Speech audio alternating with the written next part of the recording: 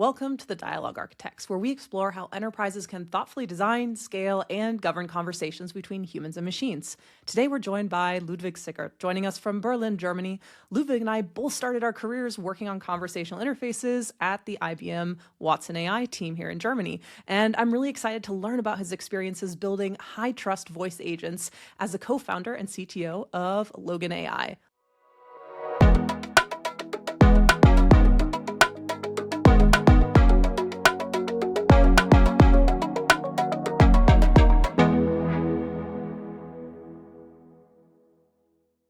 Ludwig, it's really great to see you again, and welcome to our podcast. I know one of the first things we want to talk about is your background and career journey. I think the fun part about talking to you is I feel like my career journey at least started a little bit with you in parallel as well, since we were both prior colleagues at IBM before we kind of got to get going in the conversational AI space. So maybe tell me a little bit about your journey into conversational AI, because I think what's cool is you've been in the space for almost the whole time that you've been professionally active, or was there also something previously that you were working on? I think you know me most of the time at IBM. Before I joined the AI team, I was a working student during my bachelor's degree. I did a few AI things there, but mostly I was doing stuff outside of the AI practice. I was very lucky with one of my last internships while I was a working student. I was actually working on Watson Assistant for the first time, like this very Nice. alpha version. It didn't even have Yeah. a proper UI yet and anything. And then we were trying to sell it to a client, and that's kind of how it started, and how I said then, okay, that's kind of something I want to do after I graduate as well. And then, yeah, I joined the team in Munich, and have been doing it all my time at IBM ever since, I think. And now, effectively, why don't you tell us about what you're doing now? I know you're currently co-founder, CTO of Logen, and I'd love to hear a little bit more about how you took the things that you learned at IBM. We're doing a lot of voice bots, chatbots, or like if you Mhm. want to call them AI agents now, it's all kind of the same thing. And I'm mostly involved in the technical part of it. In my opinion, one of the most important things for a voice bot or AI agent is that it's actually able to do stuff, so that you don't just are able to answer FAQ questions, but that you can fulfill requests for your customers. And to do that, you have to integrate the system with all the other IT systems that a company has. From the start at IBM up to now, that's, I would say, is mostly the part where I'm involved. I usually like to call it something like AI is the brain. That's maybe 40% of the project or 50% of the project, and I do all the other things around. If you have a chat, to the phone system, to a CRM, ERP, all the different backend systems, and that you're able to get the data out of there, put data in there, do it in a safe, secure, and scalable way. That's very much my focus. That's also kind of what we do at Logen.AI in general. We are doing implementation projects for our clients where we build voice bots, chatbots, and all these other kinds of AI systems. But we ourselves say we are the agency you want to call if you have like a complex integration going on with your bot. We want to go in and solve the tough problems. When somebody calls us and tells us, okay, nobody else had ever managed to connect our CRM system with AI, and we do it. Yeah, absolutely. I think that resonates so truly for probably for you as well, because we've both experienced maybe the early days of conversational AI, where we kind of worked our way up from FAQs into a space where we have agents, conversational interfaces that actually do stuff. I love that I don't have to write out individual answers anymore, but at the same time, I feel like for me, that's really, you're only scratching the surface in terms of what a conversational interface can do. We're talking about one of my favorite, I remember, use cases that you were working on, Ludwig, which I thought was creative and interesting.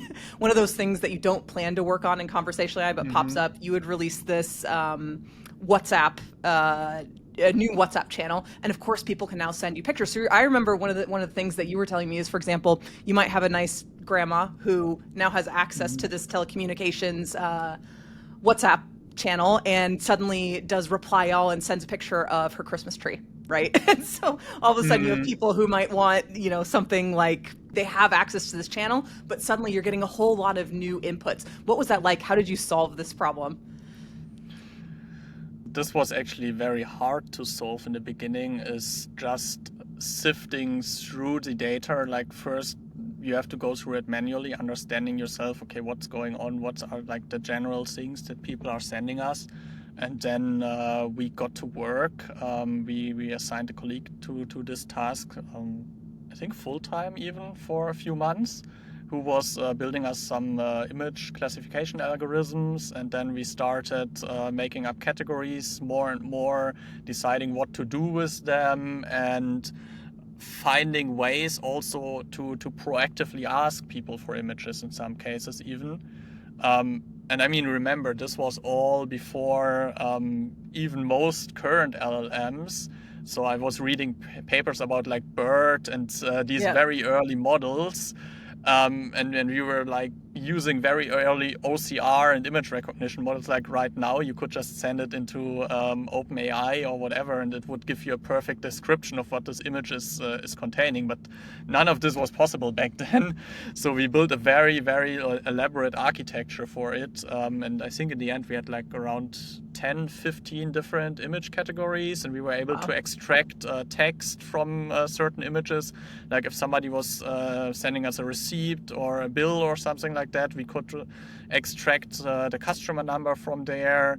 That's one of my favorite early memories of conversational AI is you think you're building one thing, but in reality you actually have to build a lot of other Mm, things. And I think maybe that's similar. It's a parallel today because we spent so much of our time trying to restrict what people can say to us, buttoning it out, really triaging and direct people down paths. And now let's say the surface of conversation is vastly expanded. So I think that's an interesting thing. And it's not mhm, just now text, as you and I were probably mostly experiencing early on, it's voice. And that's what I really wanted to hear more from you, Ludwig, because I think we have in the house today really a voice specialist, someone who's not just doing it, in theory, but in practice. So I'd love to hear from mhm. you. Today, you work with customers and you're implementing voice agents. When you start that process, what's kind of your early checklist in terms of setting up a customer for success in voice? The earliest thing for voice specifically, if we're like talking about what I have to do to make VoiceBot a success, is you have to decide what kind of voice you want to have, or what kind of branding you want to give Mm-hmm. yourself. Obviously, there's like very many different voice AI providers out there, like 11 Libs. You have the Azure voices, you Mm-hmm. have the voices from OpenAI themselves, and as a company, you have to decide for one of them, because that's what your agent is going to sound like from now on, and you can't just change it like every month. And ideally, you want to have like a unified voice experience. So if you have like 10 different agents, you have to decide, okay, is each agent its own voice? Do they all sound the same because it's the same company, it's the same brand experience? And then you go further from there into like more the specifics of, are people allowed to barge in? Mm. How much do I want people to be able to adjust what the agent sounds like? Or do I want to be very strict about it and always have the same experience for everybody that's calling? Mm. But then you also start, I would say, going more into the stuff that's not very much just relevant for voice, but more relevant for like AI projects in general these days, is that you have to give your agent a personality. Mm. So you go in, usually we do have a workshop together with our clients about this persona workshop, where we Mhm. decide, okay, do you answer in short sentences? Do you answer in long sentences? Are you very quirky? Are you very serious? Do you explain everything in detail? Which certain terms should you use because they're like your brand terms or whatever? And all of these sites have things have to be decided. Mm. If you come from like the old world of rule-based conversational AI, voice was always very difficult, and it was Sure. way easier to start with like chat, because you had the option to give people buttons and whatever, and if you didn't understand them Yeah. correctly, you could put them into some kind of guided flow. But with generative AI, I noticed it's actually Mm. the other way around, because the Gen AI is very good at handling slight misunderstandings or Mm, mispronunciations or mistranscriptions. And if you have a voice client, it's very easy, and the Gen AI is able to handle all of these faults. But it's very hard to teach the Gen AI to use buttons or whatever. So all of these fancy mm, tools, all of these rich experiences you had crafted before with rule-based bots, suddenly it's very hard to use interesting. them. Okay. But people are used to this kind of thing. So Yeah. But I am curious. I think you mentioned something really interesting. And for me, the concept of design affordances. So I think we think of design affordances in the text world as carousels, buttons, links, all those mhm, things. And then in the voice world, I'm assuming those would be like IVR, press one for yeah, something, the yeah, kind of and that nobody classic likes IVR those. experience. Nobody likes that. But I'm interested. So tell me a little bit more about that. It can definitely be challenging. One of our favorite partners we're using a lot Mm. these days kind of has this solved, which is Oh, why we good. don't really think about it so Yeah. much. What sometimes happens is if you don't tell the AI exactly like what it expects or what it can expect at a certain point. For example, if you give it a postage number, a Postleitzahl in German. I'm sorry, I'm missing the No, all English good. word here Zip right code now. would be another one, The or zip a code, postcode. that's it. Postcode, That's yeah. it. Um, and a lot of people will say like 1, 2, 3, 4, 5 for that. Mm, So what AI will do is it will transcribe it with spaces in between. mm, So you have to tell the AI agent, if you put this number into any kind of backend system, please take yeah, out the spaces. yeah, Because even if you even if you do that, like it might do it in like 99% of all times, but then in 1% of all times, it will leave the spaces in and try to put it into the backend system. The backend system will say, hey, I can't process this number. There's spaces in there. Um, so what we resorted to doing with a lot of these things where like precise inputs are very necessary is that we have a kind of like post processing after the mm, AI agent is done, where we just try to anticipate like common mistakes like this. So we just strip this out in a custom kind of connector software before it goes to the actual backend system. yeah, And this action alone of just like handling these very stupid mistakes that AI agents sometimes make outside of the actual AI agent, not trying to rely on it to handle these itself, um, that's a game changer, I would say. This is how we went from, I would say, 80% success rate with our backend calls to more than 99% plus, because it's always these kind of small things. But I would say that's also something you learn just in general in IT projects. And I mean, I've been doing this also with like the rule-based bots, or like if you have something like a web yeah, form and you expect people to enter something in there in a specific form and they just don't do it. They put something else in there and then you have to deal yeah, it. yeah. I still think that's so much more accessible because I remember when I was working for another large telecom agent, one of the biggest issues I had is that when we're talking about things like gigabytes in the telecom space, for example, Hmm. Germans will put a comma between numbers, but all of the backend systems at this company had decimals. So Hmm. I had to do a lot of Googling Stack Overflow to try and figure out, okay, how do I twist, flip every single comma into a decimal in this space? And I Hmm. think what's cool is now instead of having to learn that trade, I can tell, hey, this is how I want this piece of information to be formatted, which I think is a huge change in velocity, I think, when it comes to development Absolutely. for slightly non-technical users as well. So I think that's promising. But maybe is that something you've seen as well for yourself as a developer, architect by trade? Well, I mean, I definitely use AI a Yeah. lot during my normal development work, and Yeah. I don't want to work without it anymore. Whenever I'm in the train, shout out to Deutsche Bahn here, Deutsche and Bahn, I yeah. don't have any Shout out to internet Deutsche and Bahn. can't use my AI agents anymore. Yeah. When it comes to voice agents and Mm, AI agents in general, I'm a very big fan of like trust but verify, because even if it works in 99% of the yeah. time, I want to have a solution that works 100% of the time. So Yeah. I'm very much a fan of putting guardrails around these AI agents and don't trust any of their outputs. Anticipate all of these small little mistakes Yeah. that they can make because a human might make them too, and kind of try to either solve them directly in the backend before I put the data in there somewhere. Got it. And I'd be curious to know a little bit more about this because I think at Rasa, one of the things that we've really tried to stand for is high trust AI. So that's something that we're really Mhm. trying to build for and build ways for our customers as well to deliver high trust experiences. What does that look like for you? So you talked about, I don't trust the language model. I would say like we're definitely a skeptic in that category as well. But also, how at the end of the day, we still need them. They're doing great things for us. How do you go about validating, as you described, Mhm. in practice? And maybe like not necessarily on the like developer level, but like Yeah. high level. Are we talking LLM as a judge? Are we talking you're having review sessions, humans in the loop? Like what are the strategies that you use to validate? It's definitely both.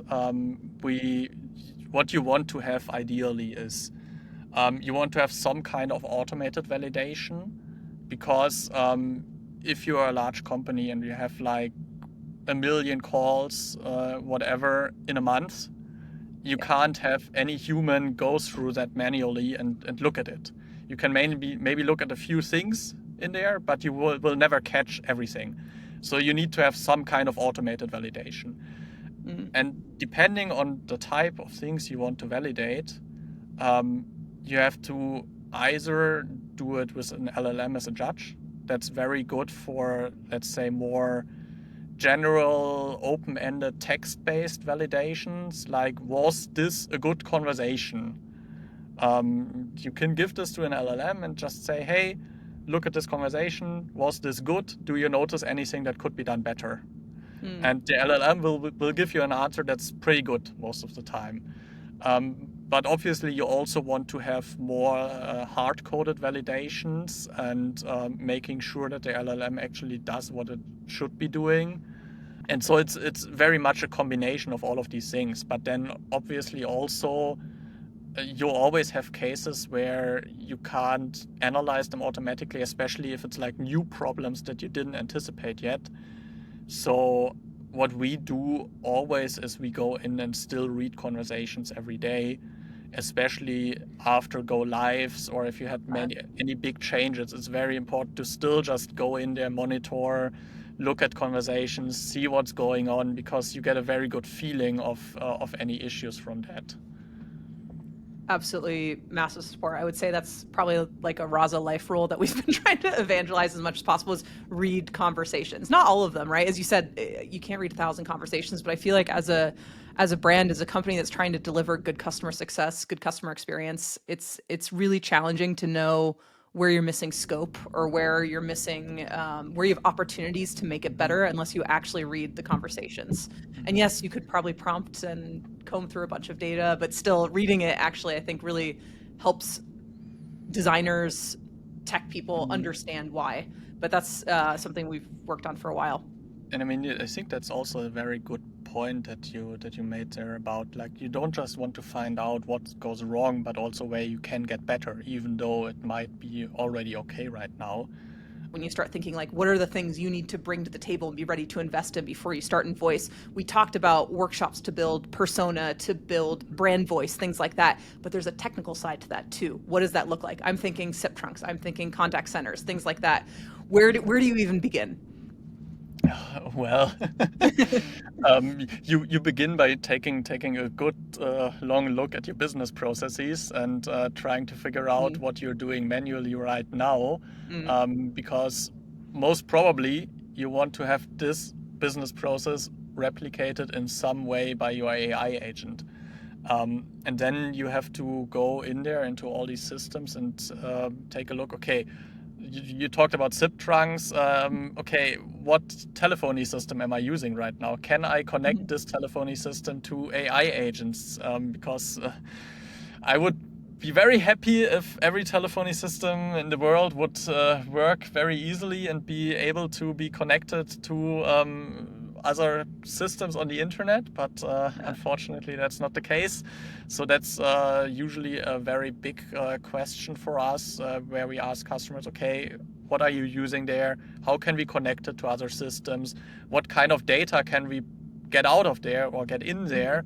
about the customer, and then again take a look at what your agents are doing right now. Mm, What kind of processes are they following? Are there like any scripts they are using? Are there specific systems they are talking to?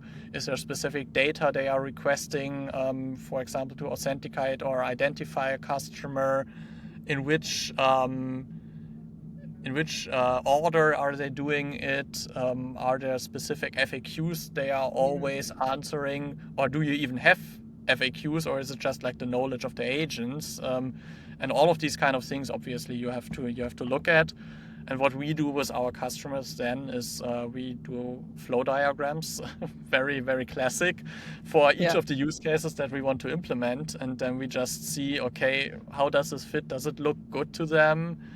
Mm. And obviously, that's then where we bring our expertise in there and say, okay, maybe at this point you would need to do something different because with an AI agent, it's not that easy to do.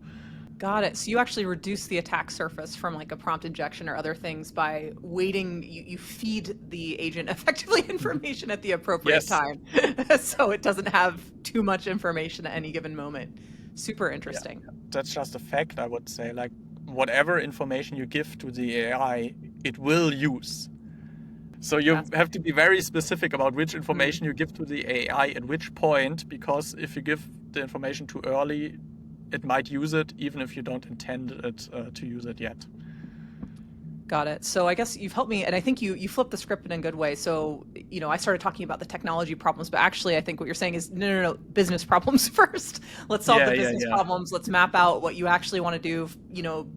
Direct the scope, understand the scope of what you want to accomplish before you even touch the technology problems, because that's going to be the biggest chunk of time or Mhm. challenge, I guess. Because I would say the technology problems, it's just, for me, it's just like any other IT project. Mm, If you work in enterprise IT, a lot of times you're just connecting two systems with each other. So from purely a technical perspective, it doesn't matter if I'm connecting a CRM to an AI mhm, agent or to another CRM or to an ERP or whatever. I just need to find some way to get data in and get data out. mhm, And usually I have some kind of specification for the AI agent, which is the tool call and the tool definition in there, and I have some kind of um, format that the backend system expects. And then I mm, just have to do a translation between these two formats, which I have to say is always doable. It might not be nice, it might be very hacky and ugly sometimes, and especially with older systems, because most AI agents or AI systems, let's call them these days, are very much trained on using JSON and REST. But if you have an yeah, old system that still uses SOAP and XML as a standard, you kind of have to build some translation in between, because otherwise there might be a conflict between what the AI wants to put out or what the system mhm, expects. clear. Do you have any kind of design philosophies in terms of how you decide, okay, we want to handle this in a very deterministic way, we want to handle this in a very agentic way, for lack of a better word, probabilistic way, perhaps is another Mhm. way to talk about it. Mhm. What kind of design philosophies have you implemented so far that's been working for your customers? Usually I like to start agentic, very broad, because you have a Hmm. very high, let's say, volume of possible questions that a customer can ask, and you need to narrow it down first. Hmm. And after a while, you get into a kind of process where you might answer some like side questions, FAQ questions, or whatever. But for example, if you want to book a new contract, there's 4 different fields that need to be filled. And Yeah. you always need to fill these fields, otherwise, you can't continue. So even if you have a very AI agenty way to do it, there's always still like these rules and this process in the Yeah. background which needs these 4 fields. So the deeper you go into these processes, I think the more you go into like deterministic ways and Yeah. rule-based ways where you just need to fill some kind of data in order to give an answer to the customer or in order to solve a problem or call an API or whatever. Um, and one other thing, a small thing maybe, is we do a lot of, let's say, variable renaming, Mm, because in large ERP systems, you might have 100, 200, whatever different data types in there. And yeah. each of these data types has an ID. But if you give the LLM, let's say a customer, a contract, and you give it an address and whatever, and each of this has a field called ID, it can be very hard for the LLM to differentiate between all these different data types and Mhm. ID fields, and the probability is high that it will put in the wrong ID into the wrong place. Mm, So what we like to do is we just rename the variables, because before we return them to the AI, we, instead of having an ID for an address, we rename it to address ID. Instead of mm, ID on a customer, we rename it a customer ID. And it can be the same, like this is obviously a very easy example here, but sometimes you yeah. have very cryptic field names where they refer to some kind of internal logic, but you as a human and also an Yeah. AI agent would never guess what this field is about. So you kind of want to have descriptive field names. Got That it. already Okay. helps a lot as well. That's super interesting. So just for clarification, you mean as others might know in like the broader conversational agentic AI space, what we've been calling kind of context variables or slot Mm, names or variables. That's mm. the ID field Yes. that you're talking about. Okay. Yes, yes, Super but also interesting. in the Yeah. data that you get back from the systems, it might be good to have it filled, or like have it replaced with more speaking names. Absolutely. And looking forward into the future, I know you've worked a ton on voice AI, and I love how listening to you talk about your work with your customers, how successful you've been, like really just being able to actually, in a quick amount of time, turn out some solid voice projects. That's awesome. But where do you think you still have to go? What haven't you cracked yet in terms of problems in the voice space that you'd like to in the future? Ooh, that's a tough question. One thing that I notice, which would be great, is memory over multiple calls. Mm, Because you have so many people that are calling you for a topic multiple times, or that tell you, hey, I spoke to you yesterday about this. And most AI systems, or most, let's say, even customer service systems, are not very good at handling this right now. yeah. And if you want to have like a truly personalized and very fluent and nice Yeah. experience, you should have all of the information available ideally and just be able to react to it. But that's kind of the issue where you get into a conflict with what I said earlier. You don't want to make too much information available to Available. the AI from the start, because it might use it in ways that you Yeah. don't want it to use it. So that's like these two Yeah. things clashing against each other. Is we don't have a solution for that yet. I'm going to be honest. Like, oftentimes to me, Hmm. as also someone who hasn't implemented this, it sounds very nebulous. Like, agent memory is like a concept that is just sitting somewhere within the agent itself and not in a backend Hmm. system. So for me, I'm trying to figure out, like, is this just floating? They make it sound like memory is just floating in the cloud across all of these different agents. How do you ground this? Like, what would this look like? I'm imagining that I would have conversation history, and maybe I would save in my backend certain problems or problem spaces that the customer just had, and then call them up again when they call me back again. What would that look like for you? To have memory implemented across different calls. You could do it similar to something like retrieval augmented generation, where you have just a certain set of documents about a customer in the background, all of the past calls, and the agent can call upon it and inject it into the current context Mm, when it's like necessary. This could even happen automatically in the background. But a lot of that also, I say, is way simpler. And then people are always thinking about it like in AI terms, but why not just give the AI agent a customer profile from the start, where it says like, this yeah. customer called 2 days ago already. This customer has an Uh, open ticket, and this is a yeah. ticket about. You already can give all of this information to an AI agent today, because usually it's available Yeah. somewhere in the system. But yeah, you have to make sure the AI agent does not use it in ways that you don't want him to use it.